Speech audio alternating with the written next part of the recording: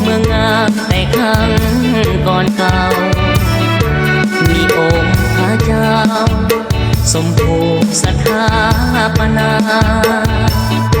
อยู่ภูสังหอคำสวยเด็ดงามตา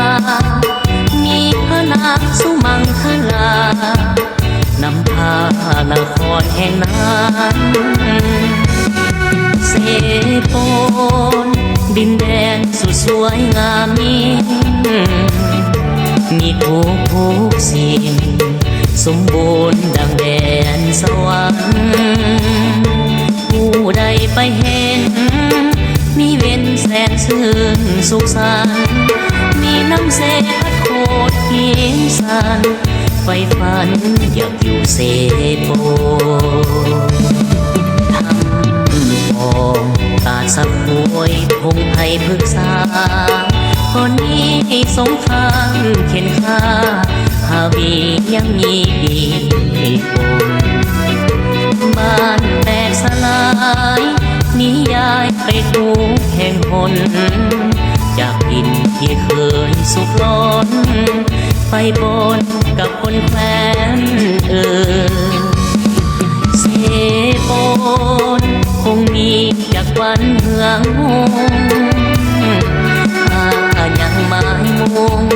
สร้างสาเวลากับเพื่อนถ้าจำใจนี้ให้ดีด้วยจิตคมคืนคงมีนาค่าจะหวนคืนกับเพื่อนมาสร้างเสโป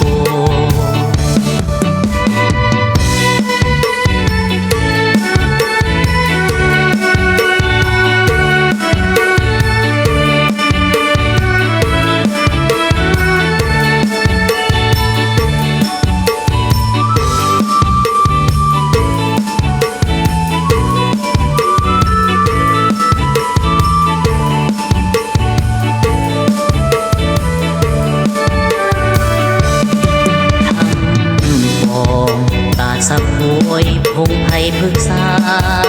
คนนี้สงครามเข็นฆ่าฮาวียังมีดีปนบ้านแตกสลายนิยายไปทุกแห่งหนจากดินที่เคยสุขล้นไปบนกับคนแคว้นเสโปนคงมีจากวันเหืองหงถ้ายังหมายมุ่งสร้างสาเวลากับเพื่อนถ้าจำใจนี้ให้ดีด้วยจิตคมคืนคงมีนาค่าจะหวนคืนกับเพื่อนมาสร้างเส